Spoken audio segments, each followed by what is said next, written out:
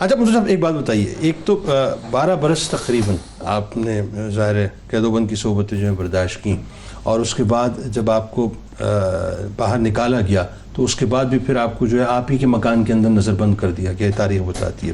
متوکل کا ہی وہ دور ہے، بہرحال متوکل گیا، اس کا بیٹا آیا، اس کے بعد پھر معاملات آگے بڑھے۔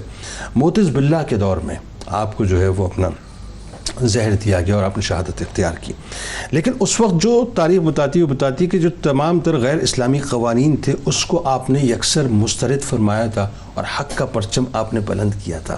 آپ بھی تو کمپرومائز کر سکتے تھے لیکن آپ نے کمپرومائز نہیں کیا۔ جی اچھا، ایک بات تو یہ کہ جو سجدہ ریزی پہ بات ہو رہی تھی، نبی اکرم صلی اللہ علیہ وسلم کا اپنا معمول تھا کہ جب بھی کوئی مشکل وقت یا حاجت پیش آتی تو آپ نماز حاجت پڑھتے، نفل پڑھا کرتے تھے۔ اللہ اللہ، یہی معمول آپ کی اولاد میں اور امت میں منتقل ہوا۔ اللہ خود امام حسین نے بھی شب عاشور کو عبادت میں اور سجدے میں وقت صرف کیا تھا۔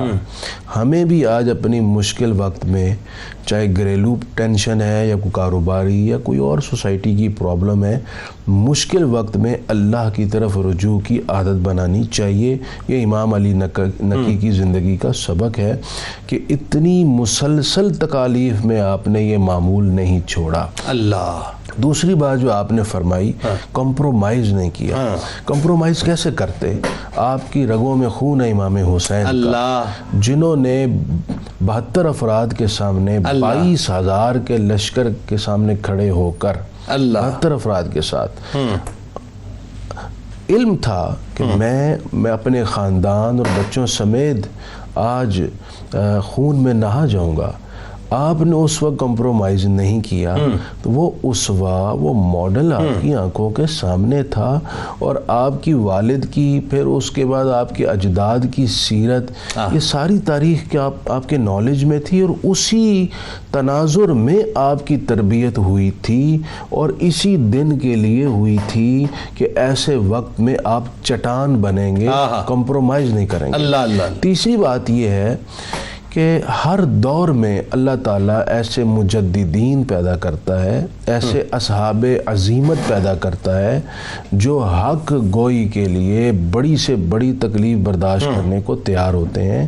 آپ جس دور میں امام علی نقی تھے، اس دور میں حضرت امام شافعی بھی تھے، امام احمد بن حنبل بھی تھے۔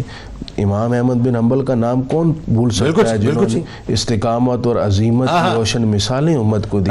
تو جنازے بتائیں گے کون حق پر، یہ امام علی نقی کا فیض ہی تھا جو پورے دور میں پھیلا تھا۔